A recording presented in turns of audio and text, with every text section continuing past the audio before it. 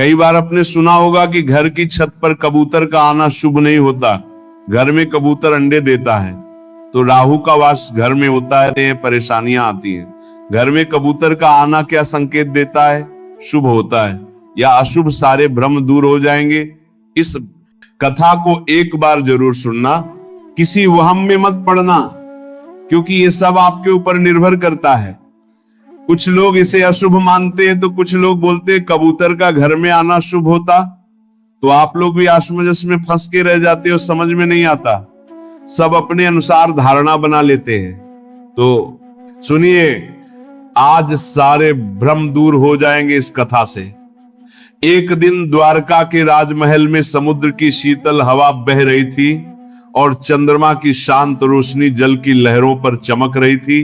उसी समय गरुड़ जी अपने विशाल पंखों की मंद ध्वनि के साथ श्री कृष्ण के समक्ष उतरे। उन्होंने विनम्रता से प्रणाम किया और बोले, प्रभु, मैं द्वारका में एक विशेष प्रश्न लेकर आया हूं, कृपया मेरा मार्गदर्शन करें।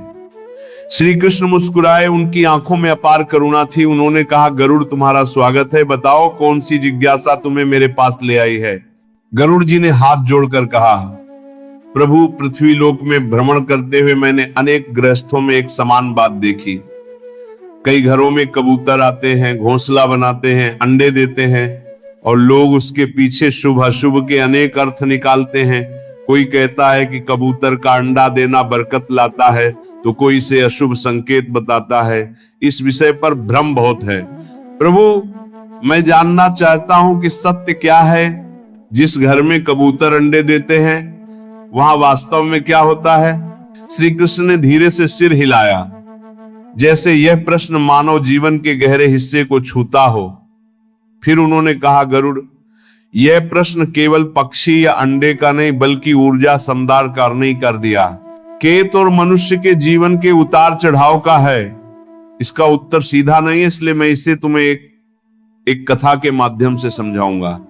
हर उत्तर की गहराई तभी समझ आती है जब उसे अनुभव, भाव और उदाहरण के सहारे सींचा जाए। गरुड़ जी ध्यानपूर्वक बैठ गए। उनके पंख शांत थे और उनकी आंखें शांत जिज्ञासा से भरी हुई थीं। श्री कृष्ण बोले, सुनो गरुड़, बहुत समय पहले उत्तर भारत के एक छोटे से गांव में एक गरीब किंतु अत्यंत सरल और सच्चा मन वाला किसान रहता था, जिसका नाम था विष्णुदत्त। उसके पास मिट्टी का छोटा सा घर था, भीतर टूटी फूटी चारपाई, पुराना चूल्हा और जीवन यापन के लिए थोड़ी सी जमीन। उसकी पत्नी रुक्मणी थी, बेहद धैर्यवान, गृहस्थी संभालने वाली और बच्चों के लिए स्नेह से भरी। उनके 2 छोटे बच्चे थे, एक बेटा और एक बेटी। श्री कृष्ण आगे बोले, गरुड़, विष्णुदत्त का जीवन बहुत सरल था, पर कठिनाइयों से भरा हुआ। वह प्रतिदिन सूर्योदय से पहले उठता, खेतों में मेहनत करता, लेकिन भाग्य जैसे उससे रूठा हुआ था। कभी फसल सूख जाती, कभी बीमारी घर को घेर लेती, कभी साहूकार कर्ज मांगने आ जाता। पर एक बात अद्भुत थी, विष्णुदत्त का मन बिल्कुल स्वच्छ था।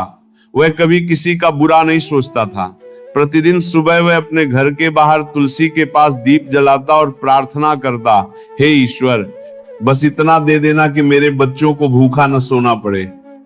एक दिन गर्मी के मौसम में जब विष्णुदत्त खेत से लौटा, उसने अपनी झोपड़ी की छत पर देखा कि सूखी टहनियां और पत्ते जमा हैं। अगले दिन उसने देखा कि वहां एक कबूतर बैठा है।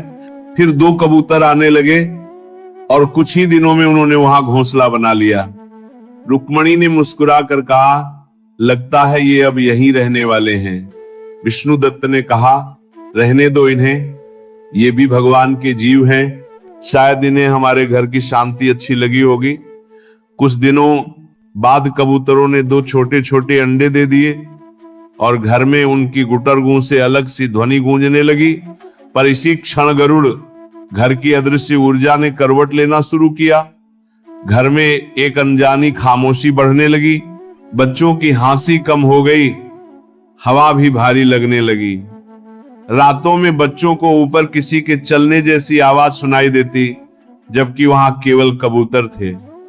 एक रात कबूतर अचानक बेचैन होकर पंख फड़फड़ाने लगे, जैसे कोई अनदेखा कंपन उन्हें विचलित कर रहा हो।